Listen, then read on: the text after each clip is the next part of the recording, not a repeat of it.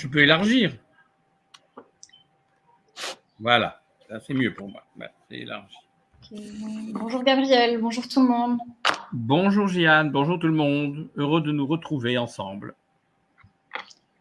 Donc, bienvenue à tous à notre 12e live talk dont le sujet va porter aujourd'hui sur l'art de la provocation, l'impertinence en plus. Voilà, parce que l'impertinence et la provocation vont très bien ensemble.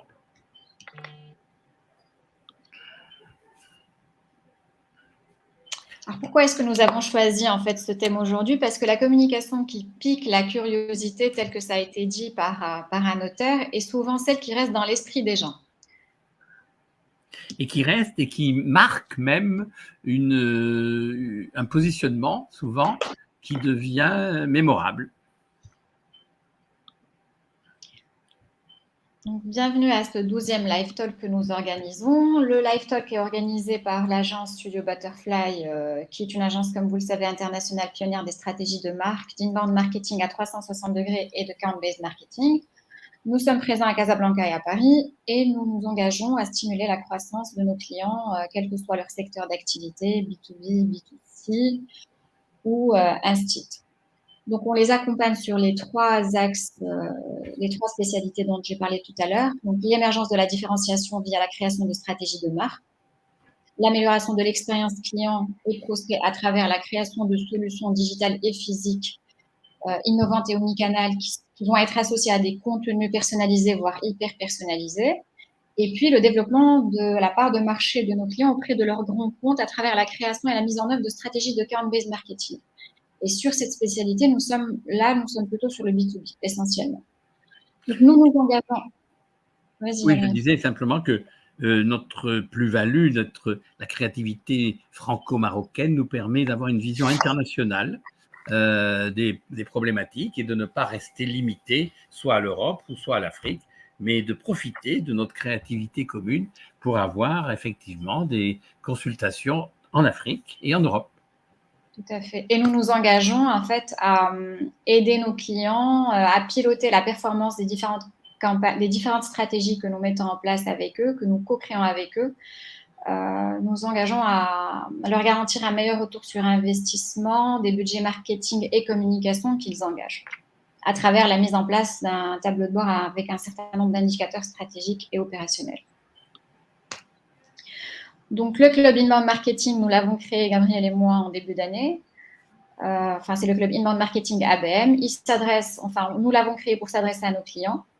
Et la mission derrière ce club, c'est d'établir des liens entre les différents cadres dirigeants du marketing, des sales, de la communication et du digital à travers les différents événements que nous organisons, soit en solution digitale ou en présentiel, à Casa et à Paris. Alors aujourd'hui, oui, nous allons aborder un thème qui nous est cher parce que c'est un thème qui nous permet justement de créer la différence et nous allons essayer évidemment de vous convaincre de la valeur d'être rebelle, d'être différent en osant la provocation. Et donc, on va aborder 4 thèmes qui sont liés à la provocation.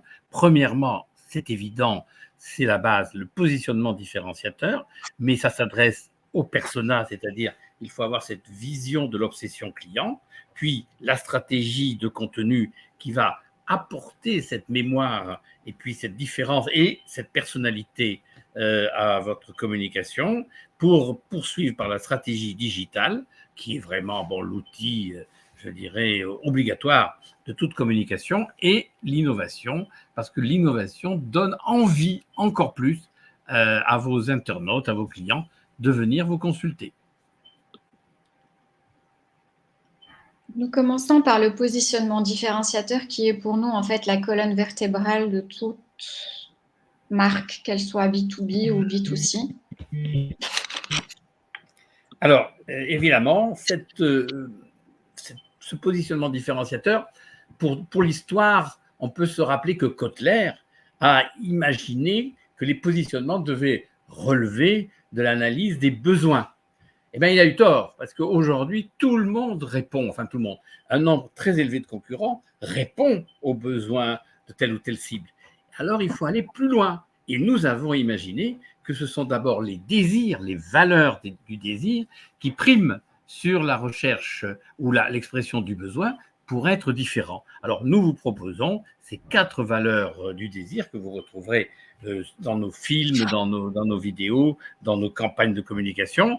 Pratiquer l'humour, créer l'intrigue, provoquer l'inattendu et susciter la séduction. Eh bien, mesdames et messieurs, si, à notre sens, à Gilliane et moi, vous pratiquez, je dirais, vous adoptez ces 4 valeurs, alors non seulement vous rendez votre entreprise et vos produits désirables, mais vous-même, vous êtes désirable et vous créez une empathie naturelle entre vos prospects ou vos interlocuteurs ou vos collaborateurs et vous-même. Donc, je répète, l'humour, l'intrigue, l'inattendu et la séduction, et vous avez la martingale du désir.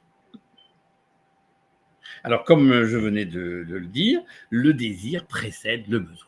Alors, c'est là où on s'éloigne de Kotler, et on s'éloigne de son, je dirais, de l'archétype à une époque du marketing où il mettait l'accent sur les besoins, depuis les besoins physiologiques, naturels, jusqu'au, effectivement, la mise en avant du désir d'aller plus loin et de se valoriser, alors qu'aujourd'hui, la pyramide des désirs part de notions plus émotionnelles, plus atypiques, plus rebelles et, comme le thème d'aujourd'hui, plus provocantes, depuis le désir d'inattendu jusqu'au désir normal de valorisation de soi. Et plus la personne se sent valorisée, plus elle fait confiance à son fournisseur.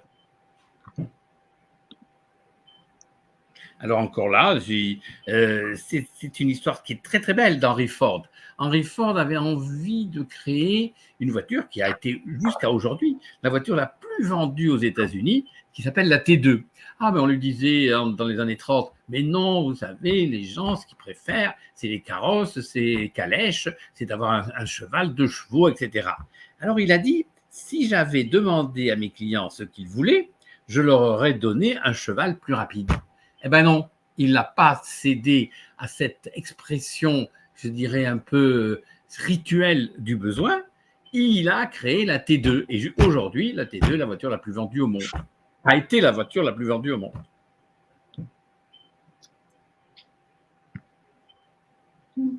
Dans les campagnes de communication ou les campagnes de positionnement ou dans les stratégies de positionnement, le rôle de l'émotion est prépondérant. On va voir pourquoi. Enfin, et c'est quelque chose qu'on retrouve dans notre démarche, la démarche que nous avons, nous, enfin, que nous adoptons, que nous pratiquons au sein de l'agence et que nous recommandons à nos clients, qui est la méthode du mapping de positionnement. Alors, comme vous allez le voir. Alors, donc, comme le dit très bien Gian, c'est la quadrature du cercle. Vous ne pouvez pas, selon nous, vous abstraire de cette recherche, mais absolue, approfondie, je dirais, aiguë de votre positionnement. Alors, ne croyez pas parce que vous dites j'ai telle plus-value, le meilleur rapport qualité-prix. Non, ça ne marche pas.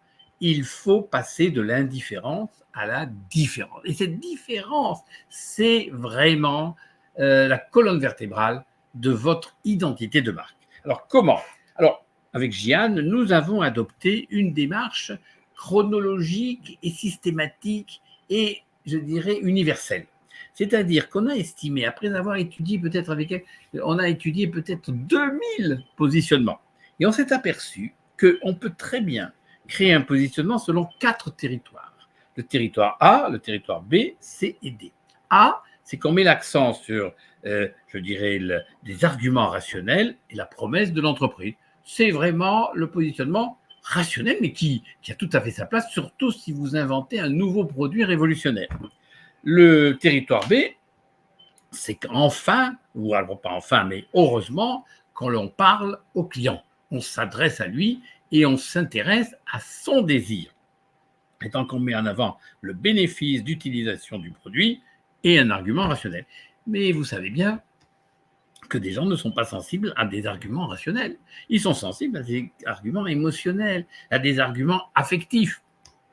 Et vous pouvez, c'est très à la mode aujourd'hui, trouver un positionnement lié aux bénéfices de la cible et avec des arguments émotionnels. Et puis, vous pouvez aussi pousser les gens à acheter votre produit parce que vous leur montrez qu'à l'intérieur de votre entreprise, les gens qui travaillent le font avec passion, avec des arguments là, affectif. Alors, je vous donne un exemple pour que ça marque les esprits. Imaginons que Renault ait inventé une nouvelle Capture. Capture, c'est donc une des voitures de Renault.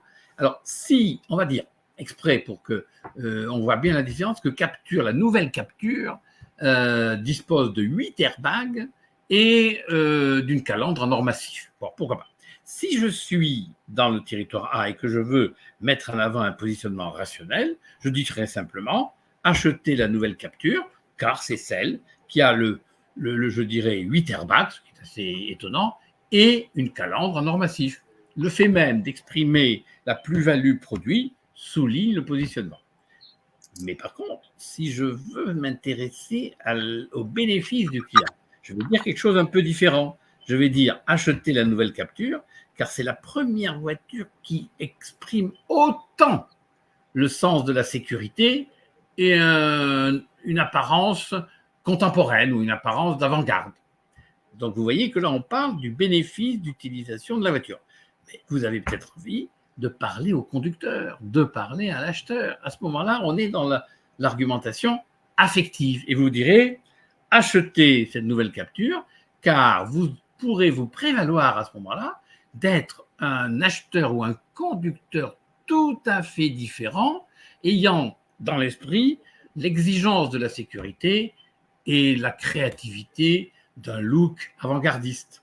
Ou bien, vous pouvez aussi dire, je veux être dans le territoire D en mettant en avant la valeur et l'affectif des gens qui travaillent chez Renault en disant, achetez la nouvelle Capture, car vous êtes assuré que ce sont des ouvriers, des ingénieurs, des techniciens les plus passionnés d'automobile et les plus innovants. Donc vous voyez qu'avec ce mapping du positionnement, vous avez découvert 4 positionnements. C'est intéressant pour analyser les aspects positifs ou restrictifs.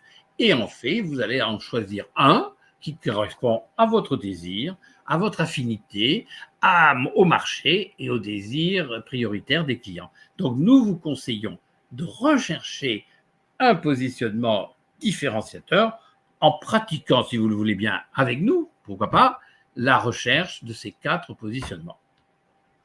En fait, ces positionnements que nous travaillons avec vous en fait en pratique, c'est ce positionnement qui va donner tout le ton, le style de toutes les campagnes de communication qui vont être déployées par la suite pour promouvoir ou la marque ou bien ses produits. Et le positionnement, on le retrouve dans un document qui est extrêmement important pour nous, en fait, qui est la plateforme de marque. Alors, dans une plateforme de marque, qu'est-ce qu'on retrouve? On retrouve la vision de l'entreprise, qu'est-ce qu'elle projette de faire, quelle est sa vision sur le temps lent, sa mission, pourquoi est-ce qu'elle existe, ses valeurs ou ses engagements. Enfin, Gabriel est plus sensible aujourd'hui aux engagements puisque la société a évolué et on s'attend à ce que les marques soient vraiment extrêmement engagées sur un certain nombre, sur des choix de sujets qu'elle peut faire. Et en particulier le RSE, vous voyez, aujourd'hui avec toute la partie environnementale. Exact. Et puis, il y a le ton et le style de la communication. Donc là, on est sur la ligne éditoriale. Et là, c'est ce qui permet en fait de revendiquer le caractère de la marque ou de l'entreprise, l'ambition de la marque. Donc là, on est sur les objectifs marketing et commerciaux et on sait que les deux sont liés parce que le marketing aide la vente. Donc la marque, le travail sur la marque est extrêmement important pour soutenir les ventes. Et puis, le positionnement qui, lui, va être la colonne vertébrale et l'ossature de toutes les communications qui vont être déployées au niveau de la marque.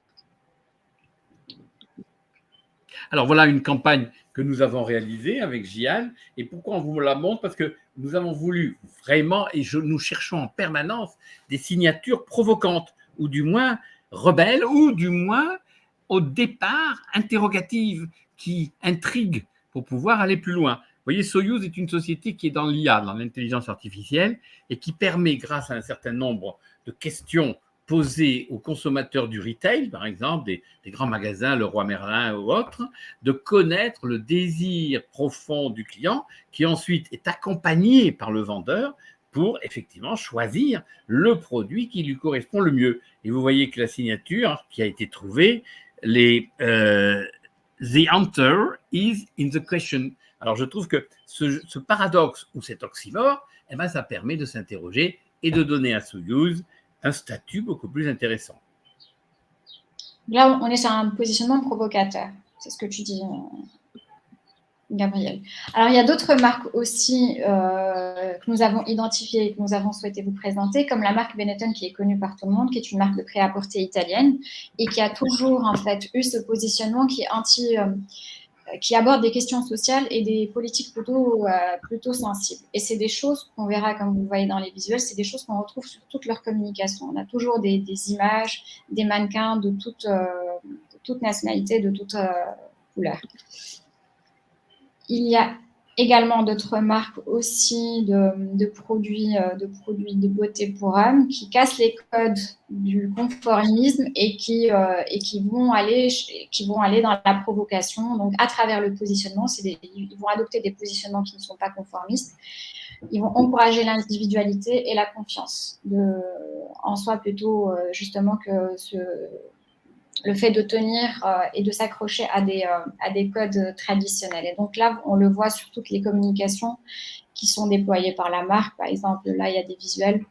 Vous voyez, booste ton pouvoir d'attraction grâce à la marque Axe. Autre positionnement qui est assez provocateur, et ça, je pense que tout le monde, qui a fait l'objet aussi de pas mal de critiques par la suite, ça a été la marque Abercrombie & Fitch, qui est une marque de prêt-à-porter. Bon, tout le monde le sait, en fait, cette marque, lors de son lancement, elle a toujours, enfin, que ce soit dans les magasins, enfin, les points de vente, les flagships ou dans toutes les campagnes de communication, elle a toujours choisi des mannequins, hommes et femmes beaux et jeunes. Et quand on rentrait dans les magasins, c'était des magasins souvent qui étaient sombres, et qui étaient extrêmement parfumés. Et donc ça a un peu suscité, donc ça a été un positionnement provocateur. Ils ont fait le choix d'avoir ce positionnement-là. Choix qu'ils ont revu par la suite, comme on le sait, parce qu'on le sait, en fait, une marque, elle doit évoluer en fonction de l'évolution de ses consommateurs et en fonction de l'évolution de son marché, comme elle a été critiquée par la suite, du fait qu'elle n'a pas été inclusive et d'ailleurs, elle ne produisait des vêtements que pour des gens ayant une certaine taille. Donc, vous allez voir par la suite, quand on arrivera sur le contenu, qu'ils ont complètement changé de positionnement pour le rendre plus inclusif. Mais là, initialement, la marque, elle a été quand même assez provocatrice. Alors, vous voyez, les personas, je dirais, c'est le fil rouge. Après le positionnement, effectivement, il faut savoir cibler et, je dirais, c'est classique, créer la typologie de vos cibles via ce qu'on appelle les personas, c'est-à-dire le client idéal. Voilà, donc vous avez là les éléments clés du persona. Donc, vous voyez, c'est les caractéristiques, les comportements, les motivations, les désirs, les préoccupations typiques d'un groupe cible. Et donc, vous voyez, ce que nous privilégions, c'est à la fois une analyse rationnelle, pourquoi achetons-nous tel ou tel produit, mais une analyse comportementale et une analyse surtout affective et émotionnelle. Donc, il faut que vous créez vos mêmes personnages, c'est-à-dire c'est à vous à définir par un nom, par un pseudo, les types de cibles que vous voulez joindre, parce qu'à chacune de ces cibles, vous allez adapter une stratégie de communication. Et voilà, donc vous voyez, par exemple, une société comme Dorman, qui est une société dans le recouvrement de créances, nous avons, en fonction des comportements de leur cible, essayé de trouver des typologies avec même des surnoms. Et par exemple, un des surnoms, c'est les endormis, parce que la cible, au lieu de rappeler en permanence la société Dorman, eh bien, elle l'a rappelé une fois tous les 2 mois ou tous les 3 mois. Et ce qui est bien, c'est qu'au lieu de faire une communication tous azimuts, ou générique, ou sans aspérité, à chacune des typologies de cibles était créée une stratégie de communication. Ici, c'est par exemple un emailing, mais si vous lisez le emailing, il est vraiment adapté à ceux qui ne répondent pas rapidement aux sollicitations du cabinet Dorman. Ouais, donc le troisième bloc, après avoir vu le positionnement sur lequel on peut être dans la provocation et après avoir étudié les cibles, on passe à la stratégie de contenu. La stratégie de contenu, elle a pour objectif essentiel de raconter l'histoire de la marque et de créer justement un lien avec ses consommateurs, avec ses clients, qu'ils soient B2B ou B2C, et de faire en sorte, in fine, que cette marque devienne finalement en fait la préférée des personas, qui sont les profils des clients idéaux, comme a dit Gabriel tout à l'heure. Et alors là, comme vous voyez, le positionnement doit avoir toute sa force dans la mesure où on suit ce que Gian et moi nous avons écrit, le Customer Journey. Je trouve que le terme est très très joli, le journey. Journey veut dire voyage. Donc ce n'est pas simplement qu'est-ce que lit le client ou où il va chercher l'information. C'est le voyage du client, c'est-à-dire qu'on peut aussi s'intéresser au site, comme au blog, comme au post, qu'il a l'habitude de rechercher dans sa vie personnelle, professionnelle, sportive, et ce qui permet évidemment de cerner ses désirs et d'être présent sur les sites qu'il fréquente. Ici, tous les points de contact. Voilà. Donc, sur le marketing de contenu, en fait, le contenu, en fait, il doit correspondre au funnel de conversion. Et on le sait tous, sur le funnel de conversion, il y a différentes étapes. Il y a la première étape qui est celle de la découverte, en fait, du produit. La deuxième étape qui va être la considération, la troisième qui va être la décision, et puis la dernière qui est extrêmement importante pour nous, qui est la fidélisation. Et donc, sur chaque étape en fait, du funnel de conversion, on va proposer en fonction du positionnement et en fonction du parcours client un contenu qui va être en fait approprié à chacune des étapes du customer journey dont tu as parlé tout à l'heure. Avec voilà, en plus des appâts, et ces appâts, c'est là où la provocation peut jouer. Vous allez en avoir quelques-uns qu'on va vous présenter avec Gian. Voilà quelques éléments. Je te laisse, Gian, présenter le fameux Red Bull. Alors, le Red Bull, on le sait, on sait que Red Bull, c'est une marque qui est plutôt, elle n'est pas vraiment provocatrice, elle représente plutôt un style de vie aventurier, etc. Mais par contre, ils avaient fait un événement qui est extrêmement provocateur, que tout le monde a suivi, toutes les chaînes ont relayé. Ils avaient envoyé dans l'espace une personne ils ont fait sauter une personne une personne a fait un saut en parachute depuis la stratosphère avec la tenue Red Bull et tout le monde, toutes les chaînes avaient relayé ça a été relayé dans tous les réseaux sociaux et tout. Et donc, ça avait donné une très, très, très grande visibilité à la marque. On sait très bien que la personne, bien qu'elle s'était entraînée énormément, elle prenait un risque immense, en fait, de faire un saut en parachute depuis la stratosphère. Alors, là, on revient sur Abercrombie & Fitch. Là, vous voyez, tout à l'heure, on disait que la marque, initialement, elle avait un positionnement provocateur parce qu'elle ne s'adressait qu'à un certain type de personnes, de clients qui avaient des critères physiques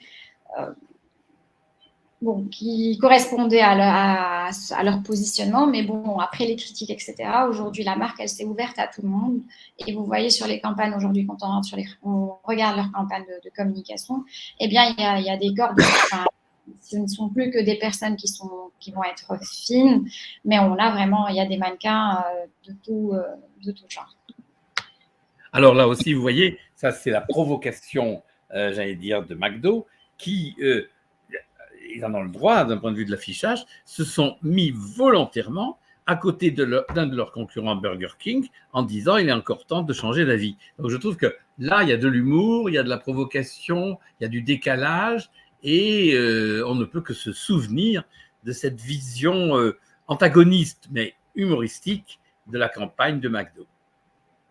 Absolument. Et encore, ils ont surfé aussi également sur la crise Covid pour mettre, sur certains, là je pense que c'était le magasin de l'Opéra, le point de vente Opéra à Paris, où ils ont placardé, on a McDo qui a placardé, on a plutôt Burger King qui a placardé sur sa porte. Un rappel de geste barrière, toujours garder 1 mètre de distance avec son voisin. Donc, quand on passe et qu'on lit ça, c'est vraiment de la provoque et ça, en tout cas, ça marque les esprits. Ce qu'il faut dire, c'est que vous voyez, la provoque n'a de sens que si elle est souvent associée à l'impertinence. Ce n'est pas la provoque agressive. Il faut bien se rendre compte qu'en communication, la provoque a du sens quand elle est associée à l'humour. Là encore, vous voyez, c'est une campagne pour une compagnie d'aviation qui dit, moi, on veut bien donner des points à la famille, mais pas aux sœurs ni aux frères. Là, il y a de l'humour, il y a de la provocation, il y a du décalage. Là encore, on est sur Axe. Pareil, ils ont lancé dernièrement, justement, en termes de provocation, une campagne avec un rappeur américain qui est très connu et ça a fait le buzz, ça a très bien marché. Et ils sont toujours dans cet esprit provoque et jeune. Là, on a une autre campagne qui date de 2013, qui a été en fait une petite provoque entre 2 marques de voitures qui sont premium que sont Mercedes-Benz et Jaguar. Bon, Mercedes avait sorti un spot lors du lancement de sa dernière classe S à l'époque, et où ils avaient dans le spot mis en avant une poule, et en fait, ils faisaient bouger la poule sans que la tête de la poule ne bouge. Et c'était, en fait, l'idée derrière, c'était de montrer la nouvelle technologie qui avait été adoptée par Mercedes. Juste après le lancement de ce spot, il y a eu Jaguar qui avait rebondi en fait sur le spot publicitaire pour dire que non, en fait, finalement, le Jaguar, c'est bien que la Mercedes elle puisse avoir en fait ces technologies et qu'elle puisse tenir, mais finalement un Jaguar il peut rapidement en fait. Je ne sais pas si on peut voir. On va essayer de vous montrer.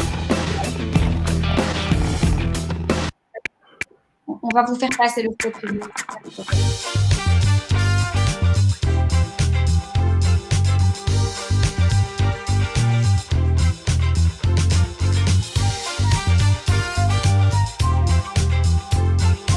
See? It's just like a Mercedes. Huh?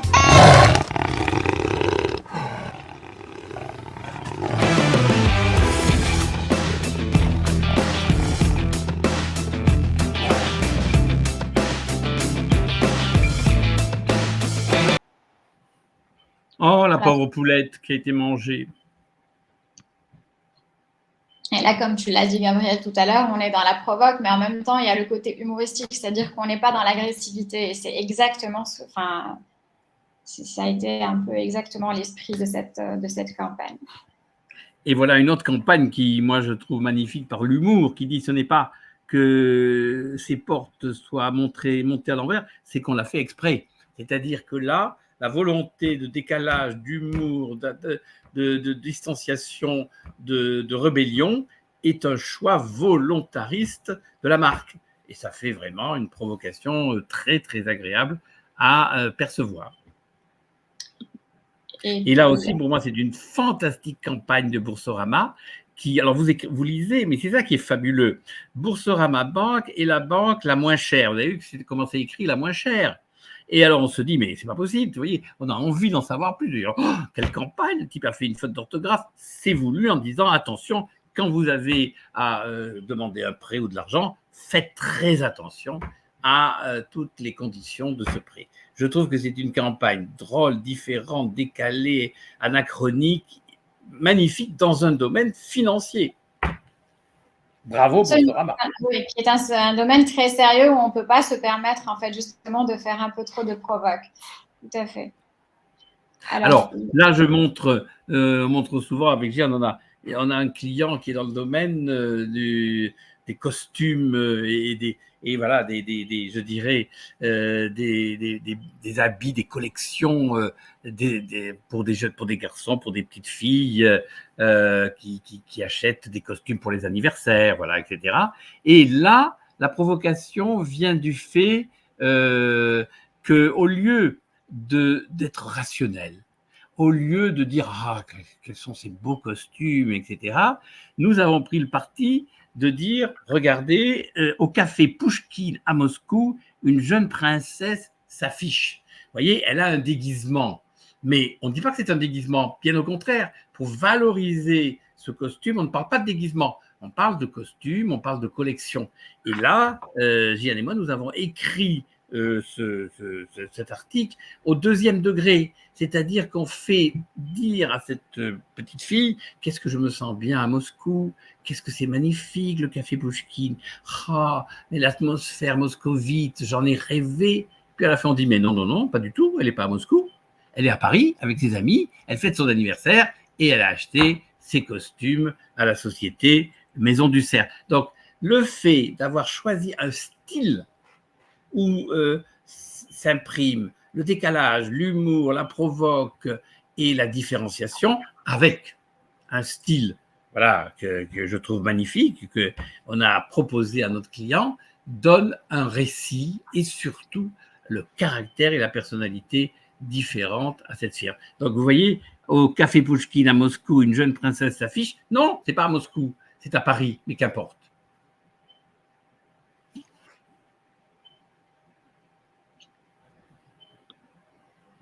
Voilà, cher Gian. On reste à Moscou, tellement on est bien. Gabriel, je pense qu'on t'a perdu un tout. Je ne sais pas si c'est que moi, mais je pense Moi, que je t'entends très bien. bien. Ok. Alors, ensuite, on Alors a là, c'est quelque chose que j'ai mis en avant, c'est-à-dire que, je peux le dire, j'écris un nouveau livre de gestion qui s'appelle Les 10 nouvelles lois du marketing, du inbound marketing.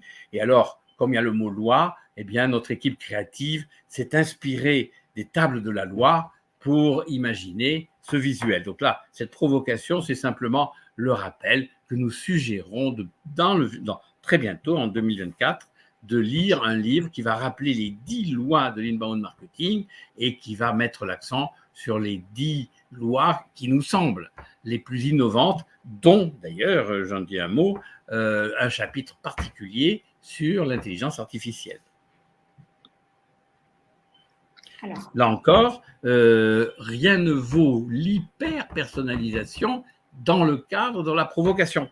Et dans le cadre de la provocation, on propose avec Jian ces 5 démarches chronologiques: ethos, étonnement, tracking, humain, ongoing et solidarité, c'est-à-dire qu'on part de l'inattendu et de la provocation d'une démarche qui soit d'une démarche produit, d'une démarche surprise pour aboutir à la solidarité entre les sales et le marketing. Voilà, enfin, un exemple de ce que nous avons fait, c'est que par exemple pour Atos, qui est dans le domaine numérique, eh bien comme nous avons voulu que Atos aille gérer des comptes qui comptent et qui soient proches des grands patrons de leurs clients, pour essayer un petit peu de susciter l'envie, on leur a fait envoyer des multiprises en disant « soyez toujours branchés ». Et ensuite, il y a tout un discours qui, effectivement, a poursuivi sa route avec Atos. Quatrième bloc de notre live d'aujourd'hui, c'est la stratégie digitale. Donc, une fois qu'on a travaillé le positionnement différenciateur, les personas qui vont être les profils des clients idéaux que nous avons, le contenu et le contenu, on passe à la stratégie digitale. Donc, sur la stratégie digitale, il y a un certain nombre d'actions digitales que nous allons mettre en place en fonction du parcours client. Donc, on a le TOFU, MOFU et BOFU. TOFU, c'est le tout début, c'est le top of the funnel. Là, on a le site, on a les blogs qui vont être optimisés, on peut avoir les campagnes SEO qui sont le référencement naturel et qui est extrêmement important. Puis, on a les stratégies des réseaux sociaux. Sur le MOFU, on a des actions digitales qu'on peut mettre en place, comme les call to action, les landing pages, etc., les newsletters. Et puis, sur le BOFU, ça va être vraiment les éléments de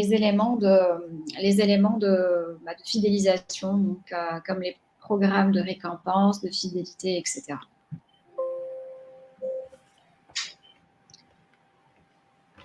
Là, on a un exemple de stratégie digitale qui porte sur Laponie.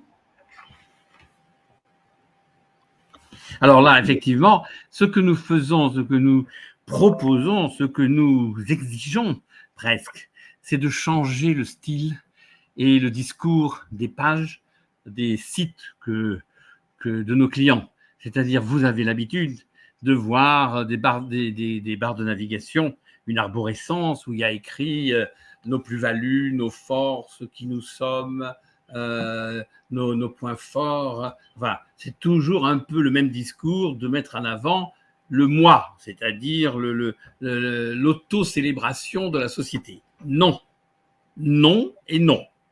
Oubliez le nous, utilisez peut-être le vous, vous avez besoin, vous avez envie. Mais le mieux, c'est d'utiliser le je. Vous vous mettez à la place de l'internaute, de votre prospect. Et voilà un exemple d'une boîte qui s'appelle Laponie, qui fait des plateformes pour mettre en relation des managers de magasins comme les restaurants, ou les retail, les Leroy Merlin, et les collaborateurs qui sont au repos, mais qui ont envie peut-être de travailler un peu. Et le problème du manager, c'est qu'il se trouve quelquefois confronté à son personnel qui, voilà, le matin, oh, je suis fatigué, je ne viens pas. Oui, mais enfin, il n'y a plus le comptable, il n'y a plus celui qui fait la cuisine. Donc, les managers que j'en ai connus, travaille 15 heures par jour pour remplacer Pierre, Paul ou Jacques. Et alors, Laponie permet de mettre en rapport immédiat le manager et un collaborateur qui est disponible. Mais au lieu de dire, vous avez envie d'avoir une plateforme qui que quoi, qu'est-ce qu'on a écrit? Je veux gagner plus quand je le décide. C'est le désir du collaborateur. Et le manager dit, enfin, je fais mon job. Donc, le fait de commencer des sites par le jeu JE, et par l'expression du désir immédiat, direct de l'internaute, eh bien, vous assure un intérêt croissant. Donc oui, privilégiez le jeu par rapport au nous et au vous.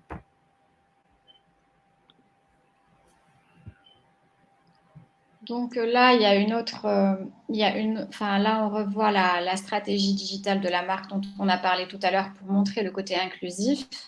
Et puis enfin, dernier chapitre, c'est l'innovation.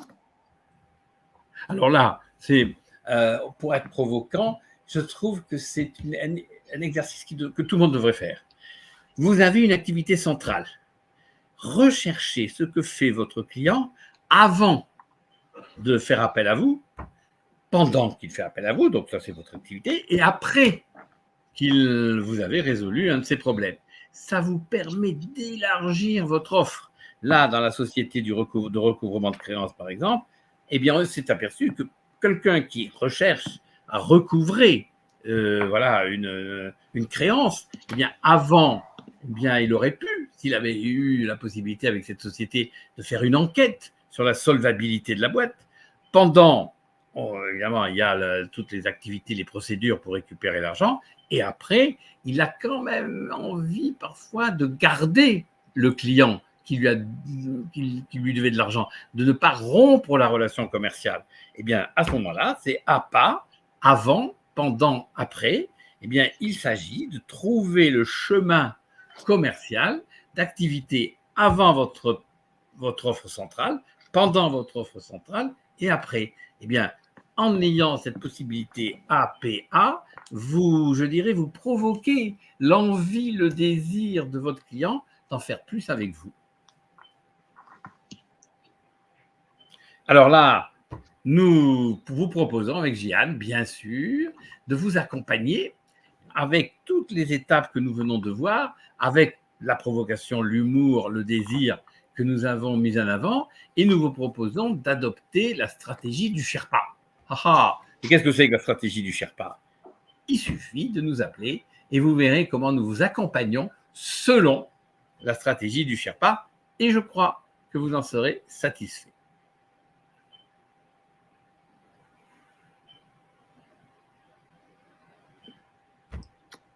Voilà, donc rien n'est permanent sauf le changement. Aujourd'hui, on vous invite vraiment à adopter sur des campagnes la provocation parce que ça peut être vraiment un élément différenciant tout en tenant en considération, bien sûr, la nature de votre positionnement, votre ligne éditoriale et puis le caractère de vos clients idéaux.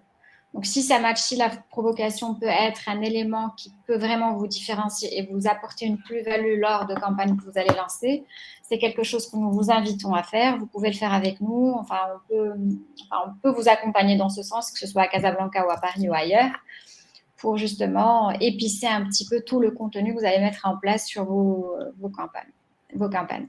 Alors, comment est-ce que nous intervenons au sein de l'agence? On intervient avec une démarche qui nous est propre, qui est une démarche de co-création, de coproduction et de copilotage.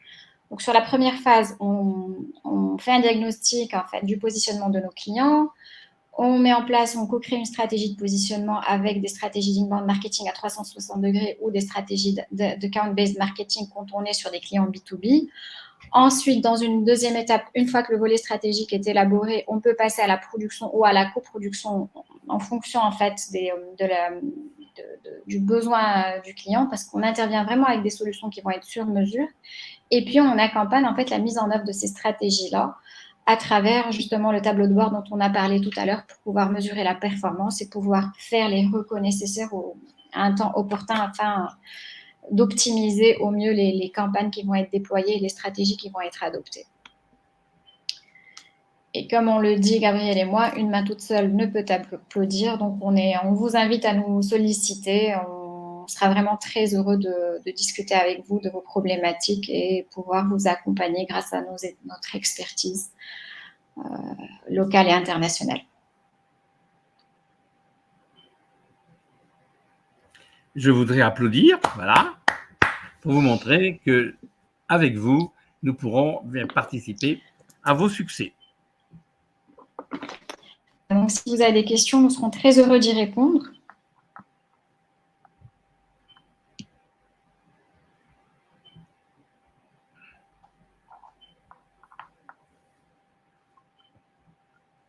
Moi, j'ajouterais simplement un mot de fin, c'est que, vous voyez, la différenciation humoristique décalée apporte réellement la mémorisation de votre message.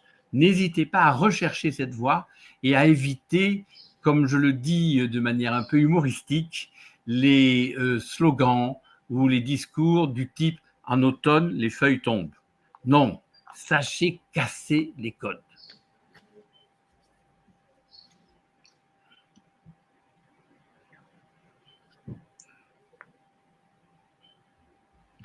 Je ne vois pas de questions. Je ne sais pas, Gabriel. Moi non plus, je n'en vois pas. Donc, on nous dit merci, donc c'est très agréable. Et nous allons continuer, bien sûr, dans l'avenir, à imaginer d'autres live talks.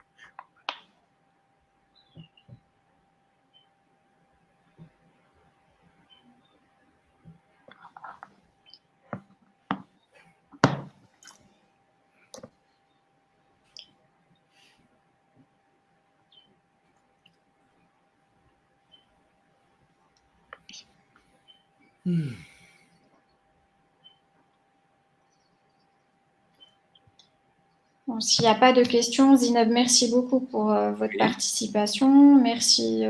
Gabriel, voudrais-tu rajouter peut-être un dernier point avant de conclure? Non, simplement que cette démarche de provocation empreinte d'impertinence relève tout à fait de l'inbound marketing, car ça laisse effectivement, je dirais, au prospect le soin d'imaginer lui-même une relation dans laquelle eh bien, l'humour, l'impertinence, la distanciation a toute sa place, et nous vous suggérons de nous consulter pour mieux connaître la stratégie du Sherpa.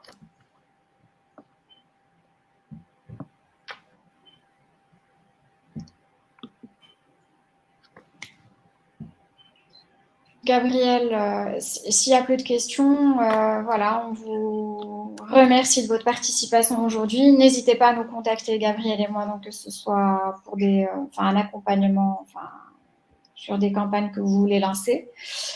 On sera vraiment très heureux de discuter avec vous de vos problématiques et de pouvoir vous proposer des solutions, comme on a dit tout à l'heure, vraiment qui soient sur mesure et qui soient pertinentes par rapport à vos attentes.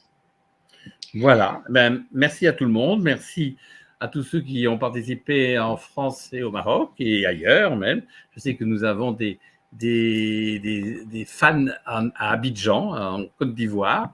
Donc bravo à tout le monde d'avoir bien voulu participer et nous vous en remercions. Eh bien, merci tout le monde.